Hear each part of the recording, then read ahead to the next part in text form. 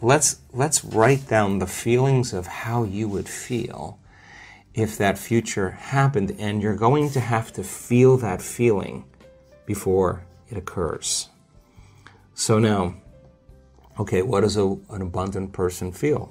Pretty much free, in love with life, grateful to be alive, abundant. Okay, now let's practice. The moment you feel gratitude, your healing begins. The moment you feel worthy and abundant, you're generating wealth. The moment you're empowered, you are moving towards your success. The moment you're in love with yourself and you're in love with life, you'll create an equal. The moment you are in awe of life, you're going to have a mystical experience. And so that's causing an effect, right? So then if you can teach people then how to create, instead of from lack or separation, but create from wholeness, and create from what we call the quantum field instead of three-dimensional reality. What's the difference? Okay, so the way you, first of all, it takes knowledge, okay? The quantum field is an invisible field of energy that exists beyond our senses. You can't see it, you can't smell it, you can't taste it, you can't hear it, you can't feel it. It exists beyond our experience of three-dimensional reality. Let's look at that. So the answer to the question is, how much of your waking day do you put your attention on matter, on the material world, and how much of your waking day are you aware of energy and frequency? For most people, they're unaware of the quantum field, and if you're unaware of it, it doesn't exist for you. Right. Just like you have a nose, but if you're unaware of it, it doesn't exist for you. The moment you become aware of it, it exists. Well, the quantum field, you could study all kinds of science, and they'll tell you there is this invisible field of frequency and energy that exists beyond the senses that tend to connect everything physical and material. In fact, everything physical and material is connected to this field, okay? So how do you get there, right? How do you get there? How do you get there? How do you get there? So we discovered that when you take all of your attention off your body and you are not paying attention to your emotions, your drives, your habits, if you could take all of your attention off of every element in your environment, your cell phone, your tablet, your computer, your car, your whatever it is, your bed, take your attention away from everything, every place that you live, where you sleep, or you work, and you're not thinking about time. You're not thinking about your schedule, where you need to be, or what happened yesterday. You can relax into the present moment. There tends to be a dramatic change in the way the brain functions when people do this properly. We call it getting beyond yourself, but in a sense, you're dissociating from your three-dimensional reality. Why? Because if you're thinking about anything in your three-dimensional reality, that's where your attention is and that's where your energy is, okay? So we kind of figured out this formula when people really become nobody, no one, no thing, nowhere, no time. We're pretty much all of a sudden outside the constraints of the Newtonian world of got to do something to get an outcome. And if you can teach people how to linger there without a name, without a face, without a profession, without a family, without a culture, without a past, without a disease, you teach them how to be in this place we call the unknown, right? And you teach them that from that place, that invisible field, is where everything material comes from. And if they could create coherence in their brain, you need a strong signal in the brain. The more coherent the brain, the more stronger the signal. Okay, let's see how I could say this. When most people, when we look at brains in real time, and we're looking at people's how their mind is working. When you're under stress, okay, stress is created by not being able to predict something that's going to happen in your life. The perception that something's going to get worse or you can't control something, right? So when that occurs, we switch on that primitive nervous system called the fight or flight nervous system, and the brain goes into this very alarmed state called high beta. That means pay attention to the outer world. There's danger out there. But if it's not a predator and it's traffic or your coworker or your ex, right, this is where it gets to be a problem because it becomes very maladaptive, right? So when we're in that state and the brain is in that aroused state, we try to control and predict everything. So every person, every object, everything, every place, even your body has a neurological network in your brain, right? So as the arousal happens, we start shifting our attention to all these elements, and like a lightning storm in the clouds, the brain starts firing very, very incoherently. And when the brain's incoherent, we're incoherent. It's a static on the wire. That's disconnection. There is no signal. Right. So when we're in that state, we're always really looking for the worst case scenario of what's going to happen, because if you prepare for the worst, anything less happens, a better chance of survival, right?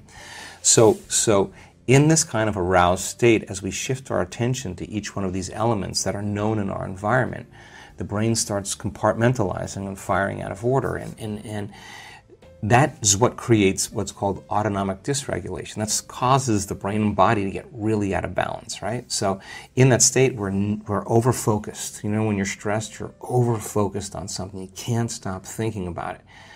Our research shows that when you do that, you actually make your brain worse, because you're analyzing your problems within some disturbing emotion, and that emotion is driving you further out of balance. You're actually knocking your brain and body out of balance by thought alone, and you're driving it into these more aroused states, right? They don't usually. It takes crisis, right? It takes trauma. Extreme breakdown. Yeah, breakdown. It's a disease, a diagnosis, whatever. Something where you just can't go on business as usual. Now it's time to really start looking, right? They have to wake up then. Yeah. So let's get back to the concept of abundance here. So then, if you can teach people to do the exact opposite, go from putting all of their attention on everything physical and material in the world of separation, and instead of narrowing their focus on something material, ask them to broaden their focus and put it on nothing.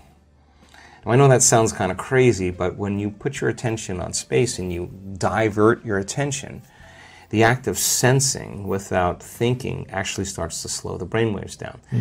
Not only slow it down, but all of a sudden cause the brain to start reintegrating, starts to synchronize, right? And so you see different compartments of the brain that were firing out of order start to resonate. They start to communicate. They're all of a sudden synchronizing, and what syncs in the brain kind of links in the brain. So when a person has their whole entire brain firing in rhythm, that's a very strong signal that you can send out into the field. That's only one element. Okay.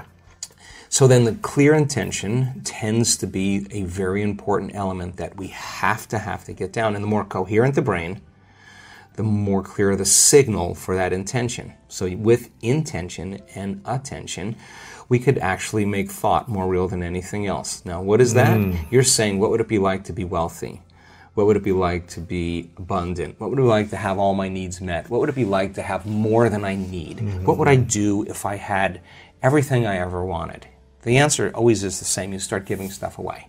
Because if an abundant person is truly abundant, why would they hold on? They would say, I'm not in lack. There's more for everybody. Okay?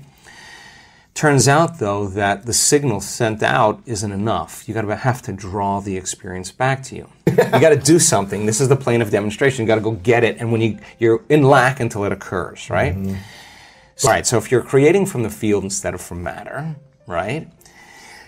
There's a very strong possibility that you'll shorten the distance between the thought of what you want and the experience of having it. And when there's a vibrational match between your energy and that future that you want to experience, now if you're creating from the field, you actually don't go anywhere to get it. You actually draw it to you. So here comes the synchronicities, the serendipities, the coincidences, the opportunities, and they come out of nowhere. And you say, I don't understand. I didn't do anything. Well, you changed your energy. And so then the other element is a coherent heart, right? And the heart has a magnetic signature. And the magnetic signature is what draws reality to us, right? So you combine that clear intention with a coherent brain. Now here's the key. This takes practice. Yes. Because the person who's living in lack is usually unworthy, is usually insecure, is usually in their past, they're usually frustrated, they're usually impatient, they're usually resentful, because nothing's changing out there because it's taking too long. Well, everything takes a lot of time when you do matter to matter, right? So then if you teach them, okay, we know all about that. We know the story behind that. We know what your parents told you about money, all that other. Don't worry about it. Don't worry about it. But now let's do something that would be really cool. Let's write down the feelings of how you would feel if that future happened, and you're going to have to feel that feeling before it occurs. So now, okay, what does an abundant person feel? Pretty much free, in love with life, grateful to be alive, abundant.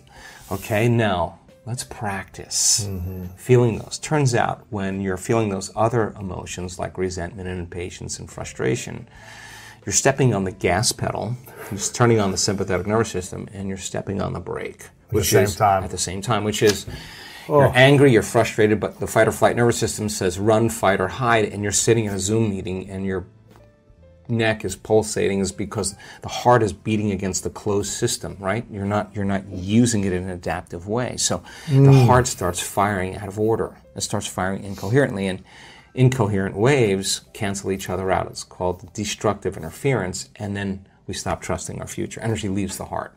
Energy leaves the brain, energy leaves the heart, and you can't get in touch with the feeling of your future because in survival, which those are hormones of stress, all those emotions, in survival it's not a time to create, right? It's time to run, fight, and hide. Okay, so we've got to lay down the very thing we used our whole life to get what we want. The habit of doing it that way for something greater to occur. Okay,